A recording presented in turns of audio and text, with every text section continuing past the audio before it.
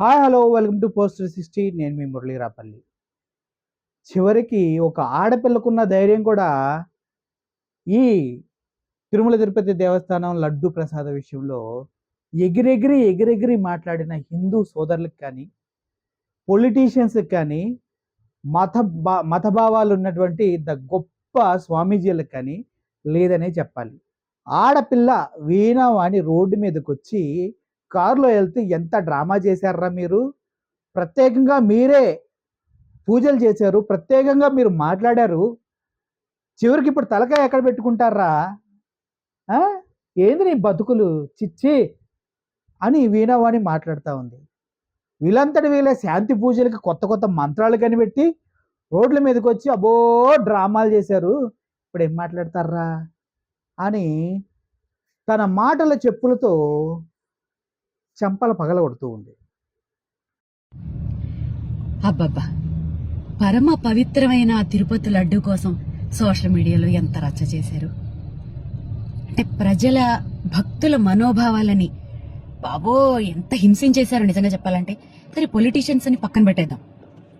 ప్రవచనకర్తలు, పండితులు, బ్రాహ్మణులు ఇలా అంటున్నాను ఏమనుకోవద్దు కానీ ఏమన్నా ఓవర్ యాక్టింగ్లు చేశారు. అసలు మీరు ప్రాయశ్చిత్త శ్లోకాలట వాళ్లే కనిపెట్టేసి ప్రాయశ్చిత్త శ్లోకాలు చెప్పించేసి రామ మీరు చేసింది మామూలు రచన. పాపం ఎంత మంది భక్తుల మనోభావాలతో ఆడుకున్నారు నిజంగా. ఇప్పుడు ఏం చేస్తారు మీ అందరూ? మరి ఇప్పుడు మీరు నిజమైన హిందువులైతే, మీరు నిజంగా వెంకటేశ్వర స్వామి భక్తులైతే అదే నోటితో సోషల్ మీడియాలో మమ్మల్ని క్షమించండి అని పోస్టులు పెడతారా? పెట్టండి, ఎంతమంది పెడతారో చూస్తాను. దీనికి సిగ్గు శరం ఉండి ఎవడైతే ఇప్పటిదాకా నిజంగా మేము హిందువులమరా, మేము దేవుడిని నమ్ముతాంరా, తిరుమల తిరుపతి దేవస్థానంలో అన్యాయం జరగలేదురా అని నమ్మిన ప్రతి ఒక్కడు రోడ్ల మీదకి వచ్చి మాట్లాడాల్సిన అవసరం ఉంది. సొంత వీడియోస్ని ఇప్పుడు ఈవిడ ఎలా పోస్ట్ చేసిందో అలా పోస్ట్ చేయవలసిన అవసరం ఉంది. ఇది ధర్మం, సనాతన ధర్మం కాదు, మానవ ధర్మం.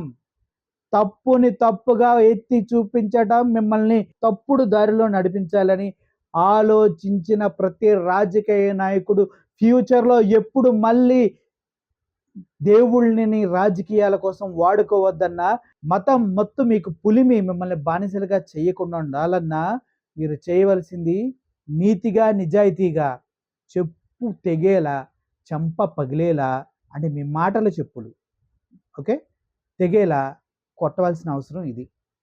కొట్టండి కొట్టండి, సిగ్గు వస్తే మారుతారు, సిగ్గు రాకపోతే ఇంకోసారి మనకు అవకాశం ఇస్తారు కొడటానికి. సో ఏదేమైనప్పటికీ వేణుస్వామి వైఫ్ అయిన మీకు ఇటువంటి వీడియో చేసి ఆడ జాతి పరువుని కాపాడారు, హిందుత్వం పరువుని కాపాడారు, నీతి నిజాయితీల్ని కొద్దిగన్నా వెనకేసుకొచ్చారు. మీలాంటి వాళ్ళు కావాలి మాకు. ఈ సమాజంలో మీలాంటి స్త్రీలకి ఎప్పుడు వాల్యూ ఉంటుంది. నమస్తే అమ్మా, thank you for posting A valuable video. దీనివల్ల చాలామందికి ఇంకా మెసేజ్, తప్పు జరగలేదు, దేవుడి దగ్గర న్యాయంగానే ఉన్నారు, మీరు హ్యాపీగా తిరుమల తిరుపతి దేవస్థానానికి వెళ్ళి ఆ దేవుణ్ణి పూజించుకోవచ్చు అని ధైర్యం ఇచ్చే విధంగా మాట్లాడారు. Thank you for posting this video and thank you for watching this video also. I'm Murli signing off. Thank you so much.